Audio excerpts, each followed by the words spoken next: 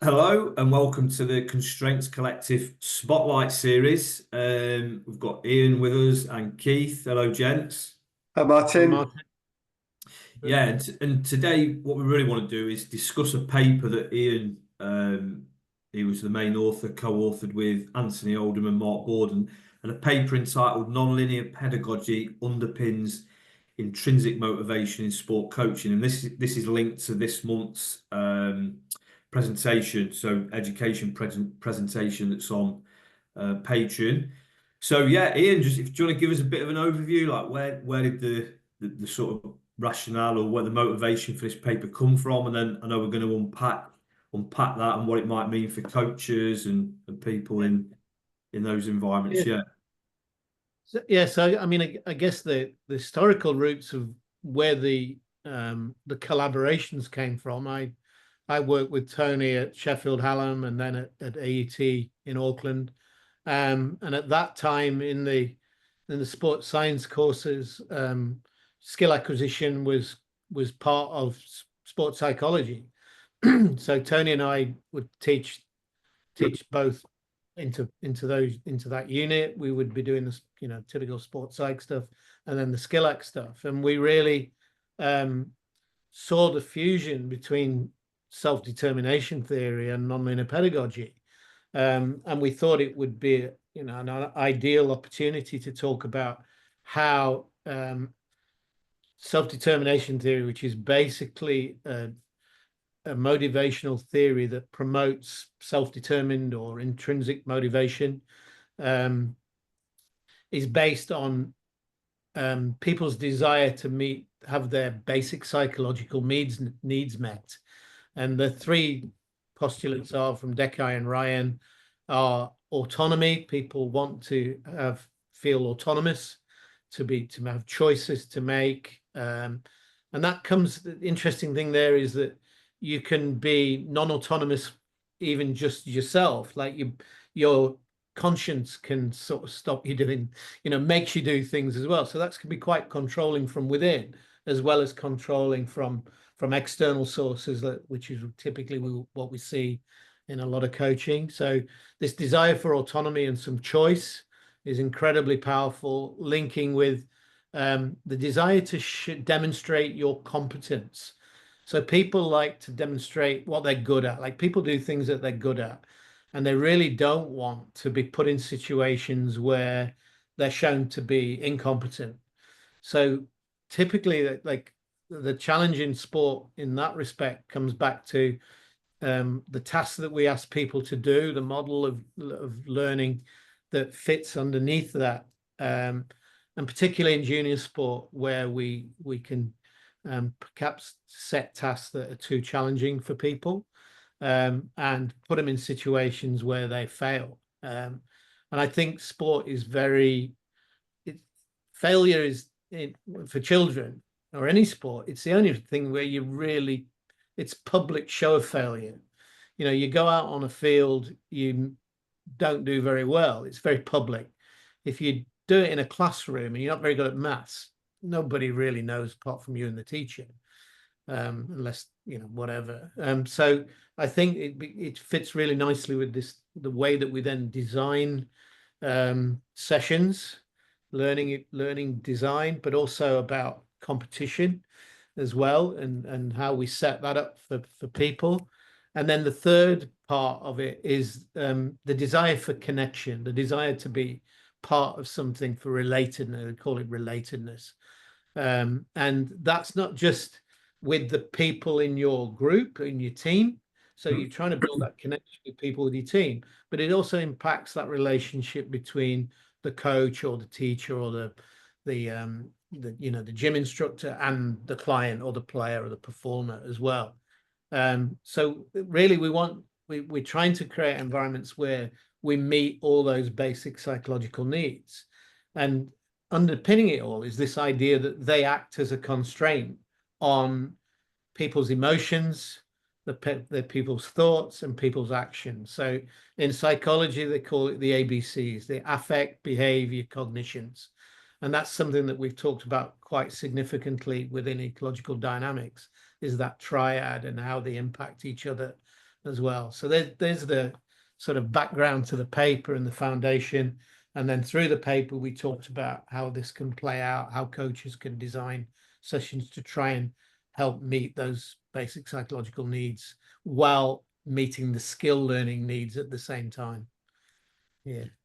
I think that sort of paper, those sorts of topics are fascinating. Ian, I like the point you made there that taking us back into the past, sort of, it's only a few decades ago that motor learning and the movement sciences were embedded within sports psychology. So it's part of sort of psychology, considered part of psychology of human behavior. In fact, before the human movements, you could study the human movement sciences. You could study a topic called motor skills psychology. So it was clearly framed within psychology. So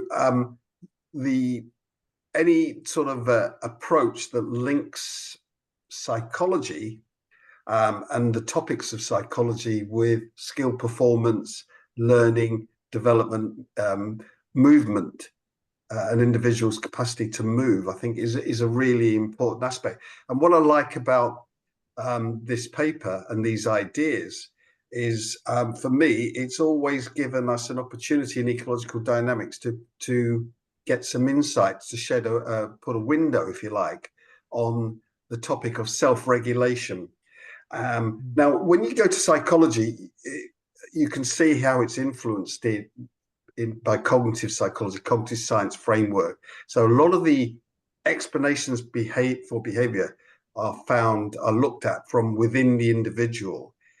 In ecological dynamics, a lot of those same topics can be explored and are being explored at the moment at the scale of the person-environment relationship. And this is one topic like that I hope we can get into in a minute. It looks at the notion of self-regulation and autonomy, not as internal properties developed by an individual, but as a relationship with the environment that's developed by an individual. And maybe we can explore, I know people will be thinking about this from maybe the perspective of elite sport performance, but there is a health angle as well in terms of personal development, in terms of growth and development over the life course. So anyway, yeah, so this is a really interesting topic.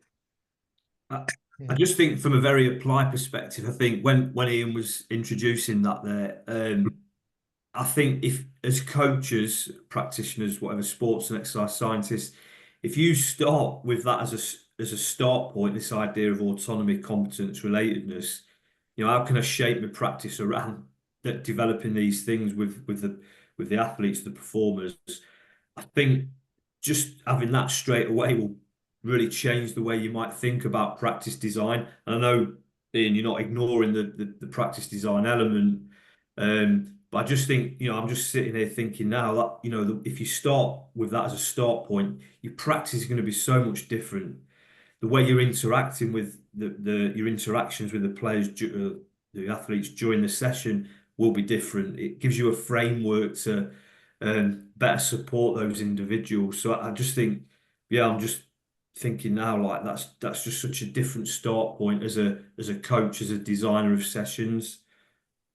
Well, it links with the matching the task difficulty level, or matching the task demands to each individual within your activity, and how do we go about that? And linking to what Keith was saying about the health side of this, we've done this with some of our students where we use like circuit training type activity, bench press ups, sit ups, burpees, all of this side of thing with groups. But rather than saying everybody's got to do 25 of these, you got to do 25, 25, 25.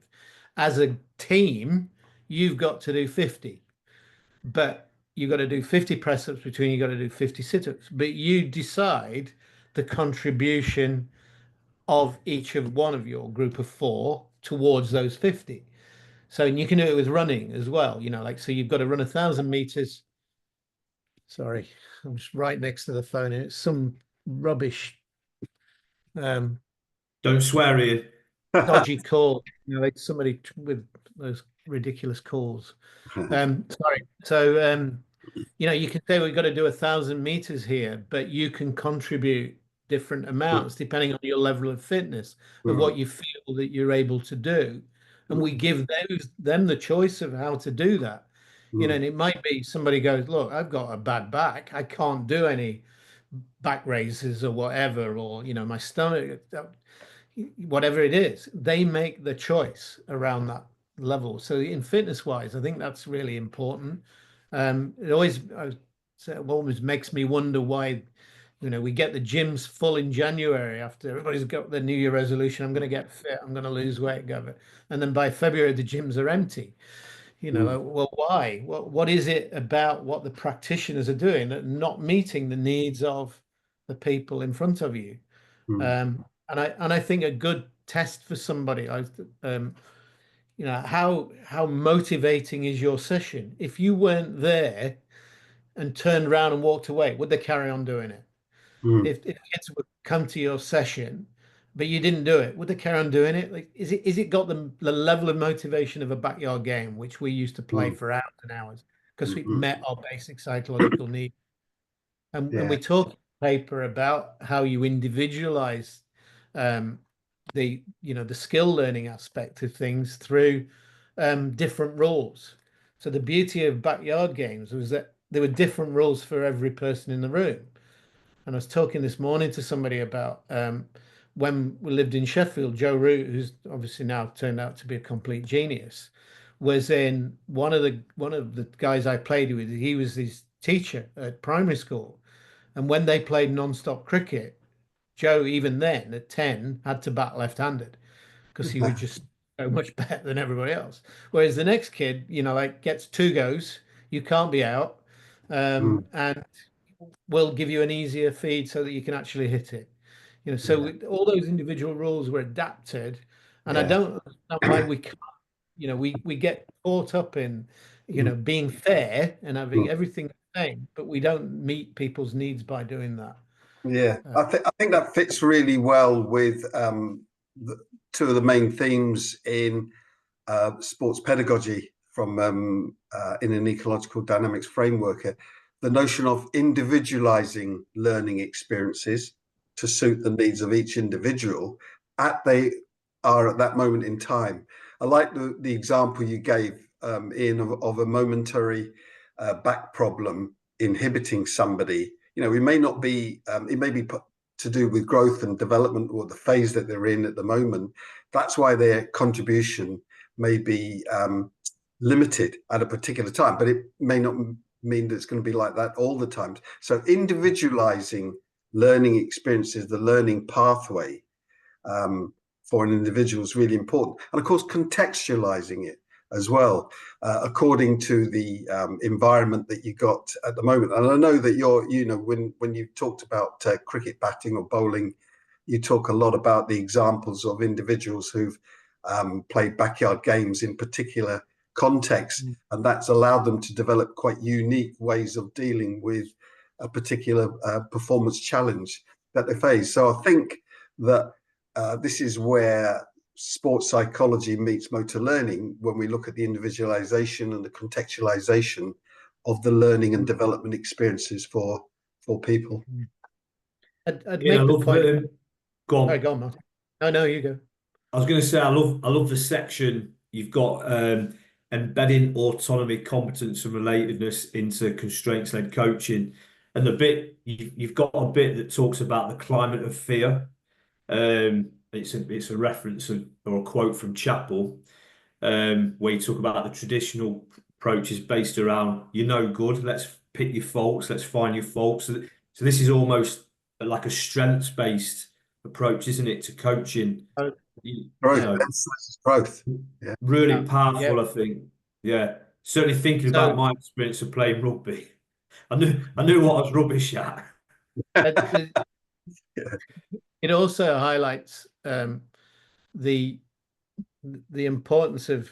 I was always going went off on another tangent there, but I I really like that idea of we look for the strengths in people Mm, rather than looking for the deficits, looking for the what we call it deficit detecting in mm, motivational interviewing, yeah, looking for things that people do wrong. yeah, So yeah. let's look through that and imagine yourself with a pair of special sunglasses that were yellow that only allowed you to see the good things that people did, and you Yeah, gave them feedback on that. And that, how does that make you feel? And yeah. we did this with our students, and they had somebody with a black pair of glasses on that only allowed them to see all the negative things. Mhm, We were doing Brilliant. a little tennis lesson, mm. and they went in, and the guy with the black, like, what did you feel like after the guy with the black sunglasses had spoken to you? So I thought I was being told off by my mum, and I Mm, thought I'm that rubbish at this game. I'm never going to bother playing it again. mm, And then I said, what about the sunny yellow glasses? Oh, I thought I was going to take on the world. I love mm, tennis. Carry mm. on doing this. And then it's interesting, you talk to the students about where were your PE teachers? Guess what glasses they had on? Yeah, yeah, Black, yeah. But it created a really interesting conversation about, don't we need to be told what we're doing wrong to get so we can get better? Which is really interesting discussion, I think. And I'm going, well, I don't think you need to tell them. You just watch what happened. You Mm, then redesign the activity, or you mm, produce a new learning design that mm. addresses those issues. And the Yeah, following day, you do this activity, all of a sudden that problem's solved. And they've never had to consciously put in have that climate of fear, worrying about failing, the da da da. Yeah. yeah. And in the past, when there was no formal education programs and there was some great discoveries and innovations made, how the hell did people get on there? By Yeah. Yeah. experimenting, working things out, not taking too much risk at times, but by exploring. And I think people's natural inquisitiveness and curiosity, and we all differ on that scale. Let's face it, we're not all the same on that, and that's why there's individual differences between us. But there'd be some curiosity, and for me, the role of the coach changes, not so much on deficit detection, as you mentioned. I love that phrase, and then instruction. And I'm going to tell you this is the path to skill or whatever. But it's more about facilitating curiosity, exploration, and seeing learning as a process that you're going through, and that's continuous. It's never ending. I mean, I'm aware of a group of footballers who are still playing at the age, they're in their 50s, 60s, and 70s. Okay, some of them have to play walking football because of the problems that they may have with knees, joints, backs, etc. But others play running football. This group is 28, 30 strong, and they play, one night a week. And the passion that I've observed with it, these people, it's really inspiring, because they're still learning, and they're still encouraging each other, and they're still trying to, enjoy the play. Because also, let's go back to another underlying point about the psychology of what we're talking about here, is the value of play to express autonomy, to express your regulation with the environment, and to the relatedness, to express your affiliation with other people um, in sports. I I think the wonder, point for me there, sorry, go on, apologies. Ian, you go this time. The point for me there, like we know that as people get a little bit older, the biggest problem is isolation Yeah, and no connection. And this, you can almost, I could feel the connection there. It's yeah, 28 people turning up. I love being in my team. I love coming yeah, yeah, out. I love the banter. This yeah, reminds me of being, 20 again, or when I was playing in a team, or 30 or whatever. yeah, So you yeah. can feel it. You can hear the band. I can hear the banter on Mm, that, that late night game or whatever, even yeah. now. Yeah. I just wonder if the dominant, traditional, whatever you want to call it, approach to coaching. So, if you do a level one or a level two, the typical system here in the UK anyway, it's all about planning, doing, and reviewing. Yeah, And the planning and the reviewing is about what do the critiquing the players what do they need to get better at? Yeah. So all the things that you've been talking about there, Ian and Keith, I just think maybe they're better principles to guide coaches' practice design. You know Mm, what I mean? So, and certainly, I understand when you may be at the sharp end of high performance, that, there might be a realization there's some things you need to get better at to get that extra percent. Although I don't know, that strengths-based approach has got a value there. But, which mm, certainly with kids, I mean, if you go into your local swimming lessons or your local football or soccer team or whatever it is, it's like they don't want to know what the rubbish you're at. And there's no surprise that you're getting kids stopping playing sport at this magical age of 14. mm, So I just wonder, is there some things there you could I take mean, and just reshape the way we think about coach education, coach learning, how we go about designing practice? Yeah, and if you're going to be humiliated in a game or in a yeah, team, why would you come back? yeah, So exactly. I Exactly. remember having a conversation with a student in Auckland about I was there getting set up for my class, and they were there early. I said, "How do you go at the weekend?" "Oh yeah, we played football." "Yeah." "Oh, how do you go?" "We won 20-0. It's great." So that took over the lesson. That was my topic then. How is this useful for anybody?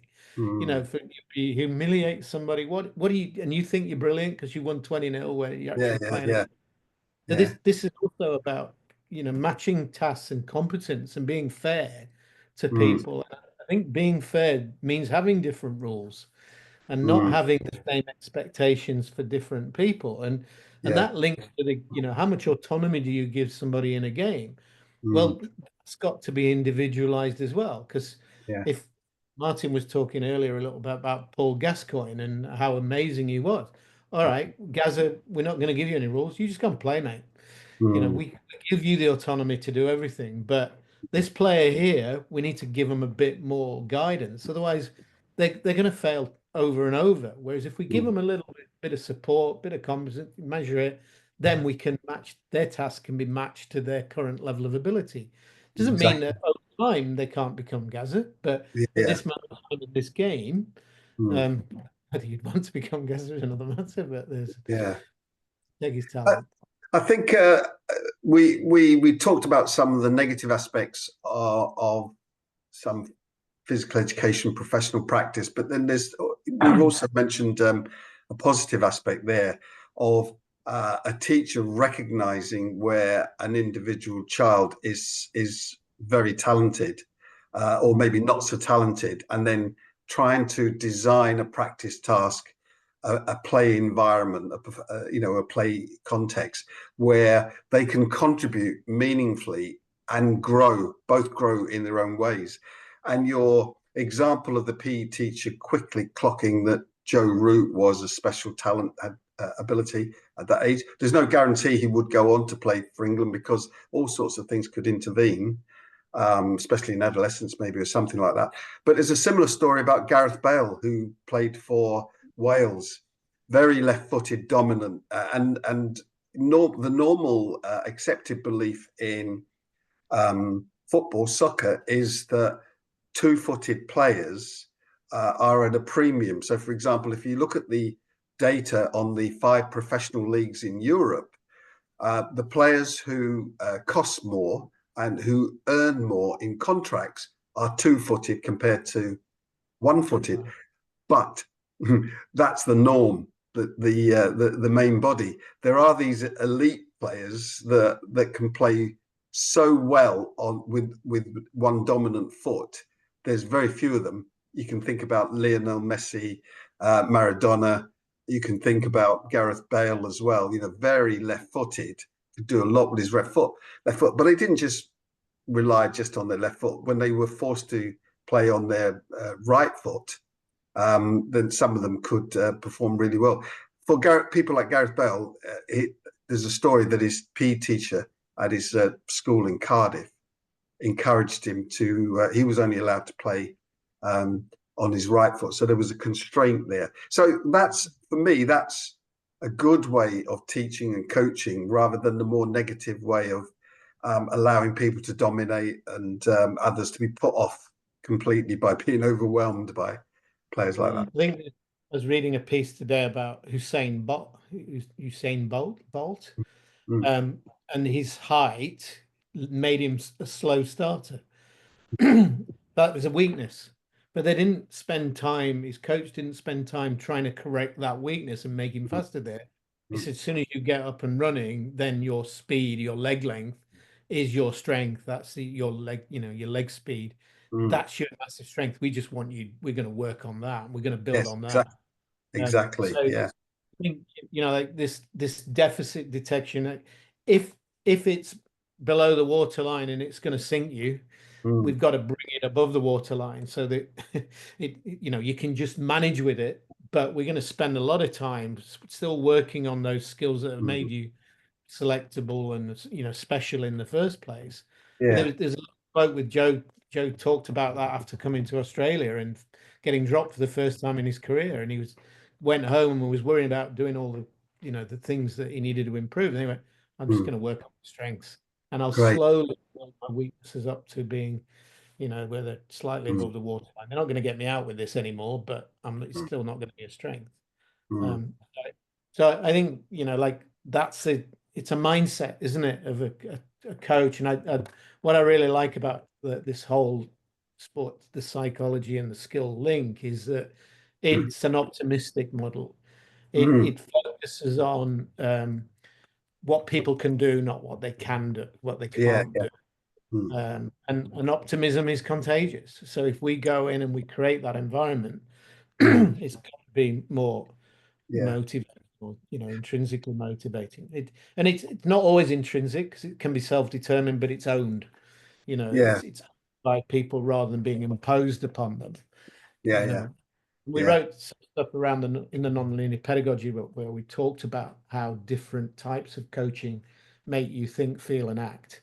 Mm. Exactly as well. So, yeah, really good. Yeah. Yeah. So one thing I'd like to, I know we're coming near the end of the podcast, but one thing I do like is to draw attention to the links between sports psychology concepts and skill learning, skill performance concepts, those sort of behaviors, because you're looking at a holistic system. And these aren't just important for elite sport performance, they're important across the life course at all different levels, and there is a health orientation, a health aspect of importance to it. I always remember one of my Finnish colleagues, I had like an adjunct professor position at the University of Jyväskylä back in the mid 2000s.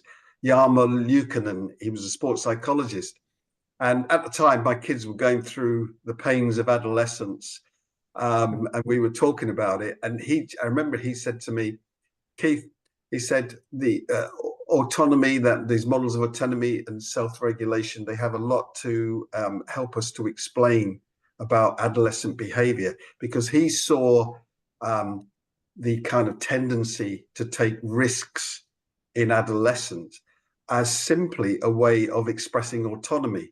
So if you don't allow your children to have opportunities to express their autonomy, to explore and sometimes make mistakes, but safely, then and if you clamp down on that, if they're kind of regulated by extrinsic external authorities all the time, then they won't develop that autonomy, that ability to make decisions, to understand where the borderline between really poor risk and borderline risk is, and that's a natural part of life, as it were.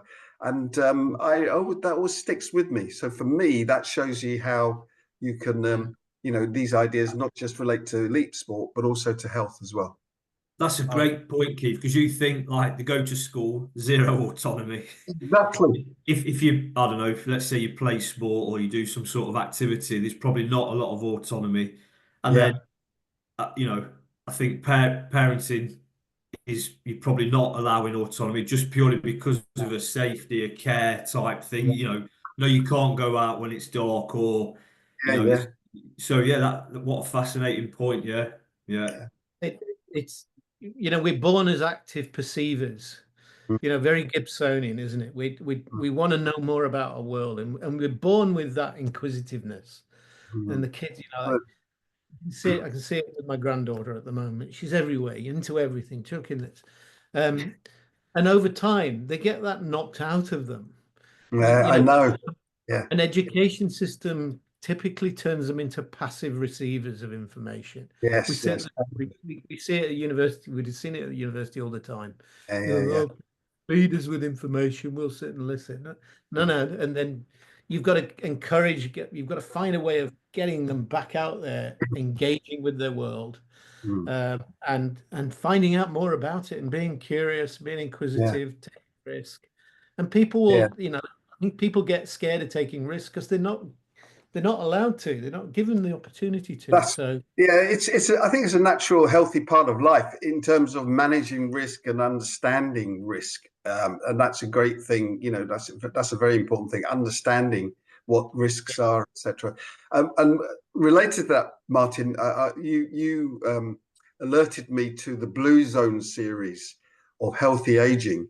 And in that, there are examples of people that have a curiosity and a passion still, wanting to learn more at a ripe old age with lots of experience, but still wanting to improve their knowledge and understanding their transactions with a particular context, like whether it's gardening, whether it's exercise, whether it's music or cooking. And that is an element of a blue zone region, isn't it? Well, relatedness comes across so strongly Mm, if you watch it on the Netflix series. Yeah, that that community, that doing things together, working things out together. It really comes across strong. Yeah, mm, so yeah, fascinating point. Yeah, yeah, from a health and well-being perspective, definitely. mm. Yeah, great chat, gents. Really fascinating. Yeah, you've inspired me actually into go and read that paper again. it's Do we want to, available open sorry, access. Yeah. So yeah. Do we want to do one summary point each? What we take away from that paper, just to conclude? yeah, sure, yeah. Yeah, I can start. For me, the relationship between sports psychology research. So this is a broader point. Relationship between sports psychology and motor learning, motor performance, motor development.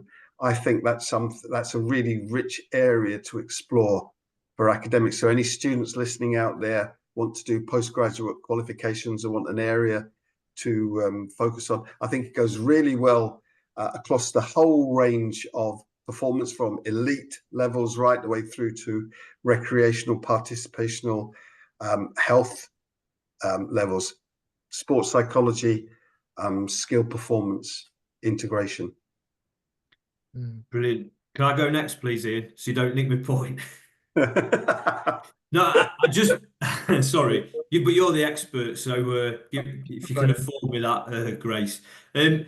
This is coming from a very biased perspective, just as a parent that has observed, certainly my eldest daughter not having a great time of sport, but I think this drop in this climate of this idea that Chappell talks about in the paper, or Ian uses the quote there, but dropping this climate of fear and focusing on a strengths-based approach.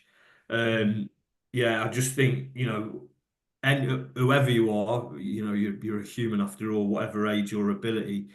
If it's just an environment where it's going and it's positive, this strength, it's all focusing on that, what you're type of good at, and you may be manipulating this interaction where you're manipulating the constraints, that Ian's point with the Joe Root story. I just think that those environments are so much more healthy to remain in sport, get better. Even if you're not going to be a world beater, you might, like your point there, Keith. Well, actually, I'm going to play recreation, and I'm going to play walking football, even into my 50s and 60s. So I just think that's a much healthier way of doing it. Yeah, for sure. Good point. Point. I'd say that, like a parent coach, or, a coach of a group might be going, how do I individualize this? The Mm, the difficulty level for 12 people or 16 people in front of me. That's far too complicated. You know, like teachers complain about having to do that in classrooms with individualized learning plans. It's too difficult for them. How can I do that? And I think the information or the way of doing it is in front of you. It's the kids. If we use the kids, go, Mm, let's say they're doing basketball shooting, and mm, you want to work out, well, what's the level of difficulty? Where should I be having them shoot from? Going, let them go and choose. You mm, go and choose where you want to shoot from. mm, And the little one might go, oh, I'm going to go to, the free throw line. Go, mm, don't get anywhere near the hoop. Don't get anywhere near the hoop. Probably, most likely, they'll start to move closer to the hoop mm, mm, and then find the spot. Another kid might go straight under the hoop to start with. I've never really played basketball before. I think mm, this will be the easiest place for me to go. Can I get mm, it in? mm, Yeah, it's gone in. Okay, it's gone in 5 times on the track. That's getting a bit boring now.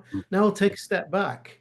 So mm, within the paper, that's one of the things we talk about that as an idea is that you start with that. If you score, you move back a step. If you miss, you go forward a step, and you find that metastable region then yeah. about stuff that's quite on the edge of where they're going from. Mm. Like I remember doing this with there's a concept called errorless learning.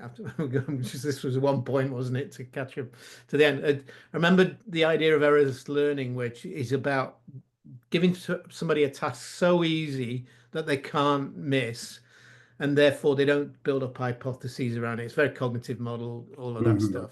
But I remember in Auckland, I had an under 17 centre forward who was so one-footed, he couldn't kick with his left foot at all, even to make a pass, even to do anything. And I can remember one night taking him, and I stood behind the goal and I rolled it from behind the goal. He was 2 yards away from the goal, smash it into the goal, smash it into the goal, smash it in. And then in the next game, he scored with his left foot. It was like everybody's just going, wow. mm, So you match the task difficulty. Now move back a step, move back a step, move back a step. So exactly. the knowledge is in front of you. You can co-create by using the expertise in the room Mm. to make it easier for you. So Ian's example has provided a downside of giving autonomy. So I meant Ian's lengthy response. I'm being cheeky. Oh, sorry, I was trying to work out what I'd done wrong there. Yeah, No, I'm I only feel kidding. incompetent now. You've made me feel Passion. incompetent. It's the sheer passion that's Yeah, yeah, exuded there. So, yeah. okay. Yeah, fantastic, great, really interesting. So yeah, thanks for driving that, Ian. Really interesting and important areas. So yeah, cool. All right, gents, thanks again. Good. I'll see you next time. Yeah. Yep. Cheers. Cheers, everybody.